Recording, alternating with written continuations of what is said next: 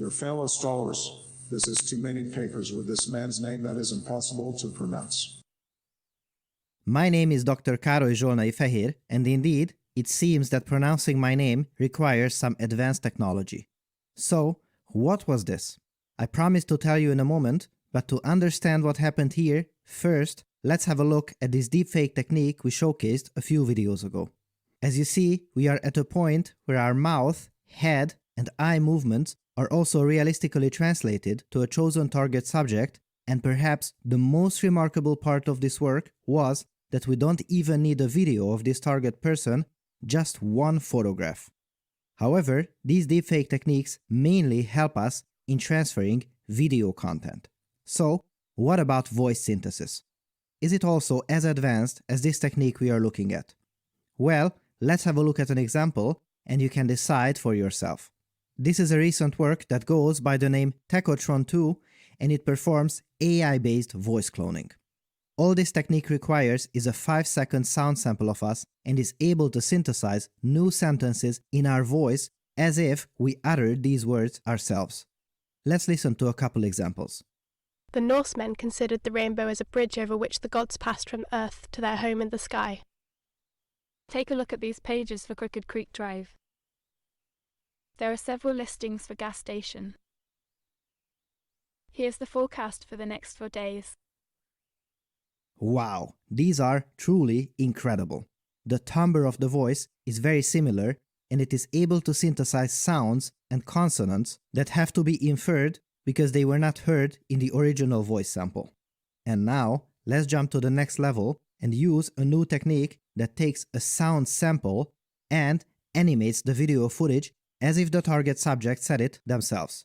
This technique is called neural voice puppetry, and even though the voices here are synthesized by this previous Techotron 2 method that you heard a moment ago, we shouldn't judge this technique by its audio quality, but how well the video follows these given sounds. Let's go.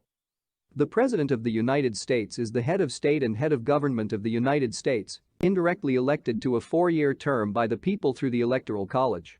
The office holder leads the executive branch of the federal government and is the Commander-in-Chief of the United States Armed Forces. There are currently 4 living former presidents. If you decide to stay until the end of this video, there will be another fun video sample waiting for you there. Now, note that this is not the first technique to achieve results like this, so I can't wait to look under the hood and see what's new here. After processing the incoming audio, the gestures are applied to an intermediate 3D model, which is specific to each person since each speaker has their own way of expressing themselves. You can see this intermediate 3D model here, but we are not done yet. We feed it through a neural renderer, and what this does is apply this motion to the particular face model shown in the video. You can imagine the intermediate 3D model as a crude mask that models the gestures well, but does not look like the face of anyone, where the neural renderer adapts the mask to our target subject. This includes adapting it to the current resolution, lighting, face position, and more, all of which is specific to what is seen in the video. What is even cooler is that this neural rendering part runs in real time. So, what do we get from all this? Well, 1. Superior quality, but at the same time, it also generalizes to multiple targets.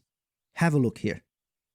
You know, I think we're in a moment of history where probably the most important thing we need to do is to bring the country together, and one of the skills that I bring to bear.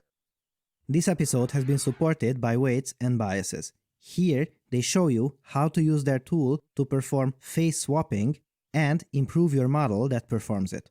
Also, Weights and Biases provides tools to track your experiments in your deep learning projects. Their system is designed to save you a ton of time and money, and it is actively used in projects at prestigious labs such as OpenAI, Toyota Research, GitHub, and more.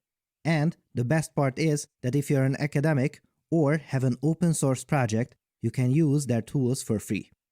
Thanks for watching and for your generous support, and I will see you next time.